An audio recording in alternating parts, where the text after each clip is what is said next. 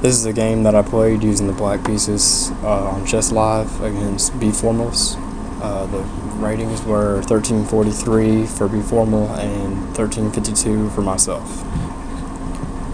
The game started out with pawn to e4, and I responded pawn to c5, signaling the Sicilian defense. He decided to, instead of going through a Sicilian line, transpose into a symmetrical English by playing pawn to c4. I responded with knight to f6, hitting this pawn here. And normally you might expect some sort of pawn maneuver, such as pawn up here, hitting the knight. But one of the main themes of the English opening is controlling this d5 square for white. And pushing this pawn up would cause some issues for this knight here, but it would kind of kill the theme of controlling the d5 square. So we don't see that. Instead, we just see knight to c3, protecting this pawn that my knight had previously hit. And I continue development by bringing this knight here, which now secures this square and prevents this sort of pawn movement in the event that white decides that they want to. It's just not even an option anymore. So play continues. White plays pawn to d3, just securing the pawn center. Maybe better was just developing another piece and maybe bringing this pawn up later when these pawns are actually hit enough times. But regardless, play continued. Pawn to e6. This pawn is supporting a pawn to d5 move right now. White responds with bishop to g5, pinning the knight and taking away one of the defenders of the square. So I break the pin with bishop to e7. Now this knight is now defending the square, and if black wants to trade his bishop for the knight, then I'll also happily keep the bishop pair and maybe use that to my advantage later. Play continues. He now develops the knight to f3, and I play queen to b6, hitting this knight, hitting this pawn next to the knight, and just a better square for the queen than where she previously was here. Just a little bit more active. White responds to that by pushing the pawn up. As you can see, White has quite a few holes here in the position that I'm going to try to exploit, especially with this pawn movement. It created 2 additional holes, and I'm going to see if I can't. Another thing to note is that this knight is unprotected, and you'll see how that is used very soon. So play continues. I push this pawn up, so just putting a question to the bishop, asking, what are you gonna do? That you're gonna back it up, or you're gonna take my knight? And I kind of wanted to take my knight, because if he takes my knight, that's going to put this bishop here, which will then be attacking this knight, pinning it to this rook. And so that's just, I don't mind doing that. And that's actually what ends up happening. He captures the knight, I recapture, and now I am hitting this knight. The knight can't just move, then I get the rook, so you have to defend the knight. And so to do that, white plays queen to d2, defending this knight. And now I want to put more pressure. You pin a piece, you want to add pressure to that piece, try to win the piece, or just really make white uncomfortable with the way that the position's going. So I then play queen to b4, just putting a second attacker on this knight, and white has to defend this one somehow. And there's actually only one way to defend it, and that is rook to c1. Okay, so now I looked at it, and I wanted this knight here. It's just a really good spot. It's an outpost, and it's a very powerful knight here. And if his knight decides to capture, then this pawn can then recapture, and will be attacking this knight. So I play the knight here, and he ends up capturing it, and then recapturing, and you know the knight's no longer pinned, so the knight can move now. It's okay to move, but the knight can only really move one place, because if he moves anywhere besides b1, then I'm going to be able to prevent white from castling.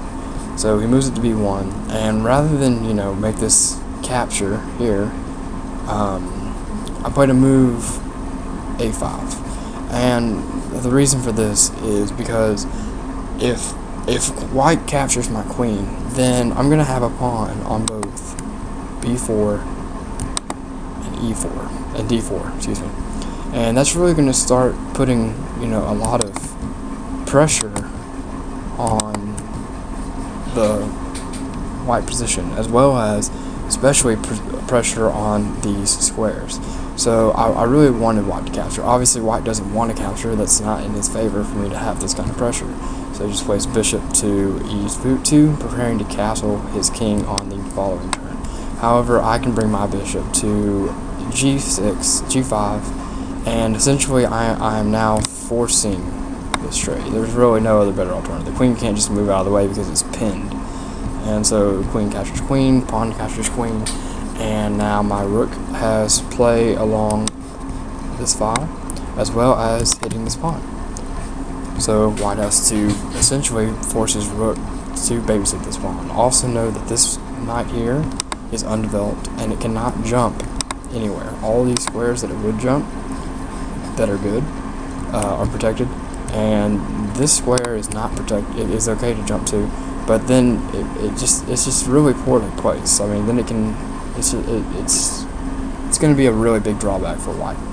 So anyway, play continues. I go ahead and castle, and white castles. I then bring my rook over here, getting ready to just advance this pawn up, try to break up some of these pawns that white has here, try to open up the position a little bit. I do have the bishop pair, so I do want to try to force the position to open up some so that I can utilize that pair. He responds with pawn to g3, which implies that he's going to be pushing this up soon, trying to force this bishop back. So I push my pawn up to d5, and then c captures c5, e captures c5, and then pawn up, and I retreat my bishop back to guard this pawn at the moment, so I don't have to move it later in case this pawn gets hit. Play continues. He pushes this pawn up, getting ready to just march it down, trying to maybe open up a file for this rook to get some play. This rook's really kind of passive at the moment. I mean, it can come over to this square soon, but mainly just trying to get the pawn also out of the path of this kind of capture, where I would be opening up the position more for my rooks to play. So I continue with bishop to c3, and I really regretted this move afterward. It was a wasted move, because it is hitting this rook, but this rook doesn't want to be here. This rook isn't doing anything right here, so he was going to move this rook anyway, and it's really just a wasted move, because right here the bishop's not doing anything. I mean, sure, it's preventing the king from maybe coming up a square, but I mean, how's that helping me? We're not really in the end game where the kings are going to get real involved yet, and so this move was wasted. Just let him move his rook. I don't know why he moved to e2. I guess it's kind of pushing the whole move this pawn up maybe at some point, trying to break this open. I mean, I think better would have been over to c1, stack the rooks, maybe get some better play along this file. So play continues. I'm getting ready to stack my rooks to be able to maybe win this pawn, and he plays bishop to f3, hitting this pawn. It's not unguarded yet, but I mean, I do have plans of bringing this rook over here, so I mean, I do need to guard it, so I just bring the bishop back, which honestly this square here was a better square for my bishop in the first place, so I did waste the move. Play continues. He brings his rook down here, hitting this pawn, so if I decide to come up and capture this, he can take this pawn. At the same time, he's also hitting this bishop. The pawn's protected currently, so I just move my king over to hang on to the bishop. He then plays knight to d3, e3, really just trying to get the knight into the game. But I mean, you know, where's the knight going to go? You know, this square's guarded, this square's guarded, the bishop's holding this square. So until this bishop moves, the knight can only move here, which is, you know, still no good, because then it can only jump to here, here, and here, all three of which are no good. So this knight's really passive right now. He's trying to get it into play, but it's just not really working for him. So play continues. I move my rook over to a8, getting ready to just pile up pressure on this pawn right here. He then moves his bishop back, getting ready to maybe move the knight to the square, where it could finally maybe start, you know, attacking, you know, pieces, maybe get active a little bit more. And black ignores this threat right here, because, you know, he's saying that if I take, then he takes, and it's a trade, and, you know, it's not true, because I have the move bishop to d7, which is kicking this bishop. The bishop is kicking this rook off of this rank. So this pawn is no longer going to be hit, and this pawn will fall no matter what. So he just brings the rook back to c2. We have a series of exchanges, and then the knight comes here. Just trying to get the knight into the game, but it's a little too late. The knight's just really not working very well for him. I continue with rook to b2. Note that this pawn is not really free. If the knight were to capture on this, then the bishop is going to be able to... Oops, didn't mean to do that. The bishop is going to be able to pin the knight to the king. So it's not really free.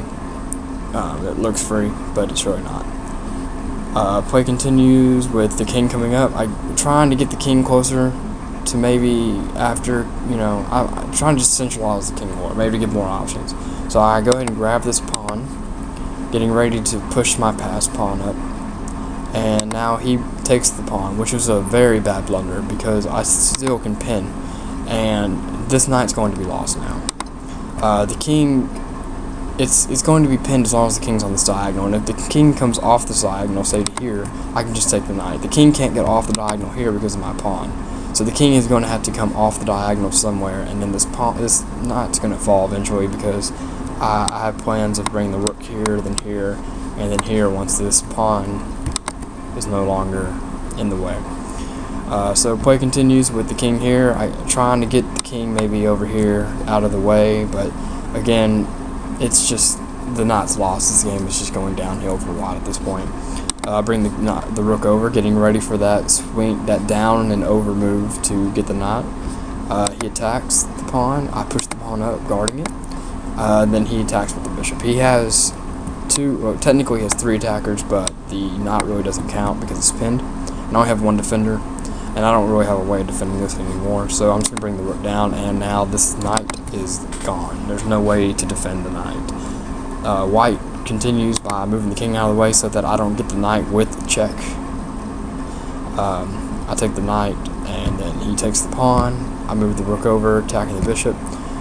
Trade rooks. Pawn up to b5, and White resigns, seeing that I still have my bishop pair. I have a passed pawn, and it's just not a very good position with White, and at this point it's pretty much over. So that's all I have for this game.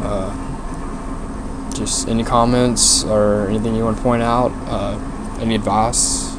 I'm still new at this. I'll try to get better, and I'll see you next time.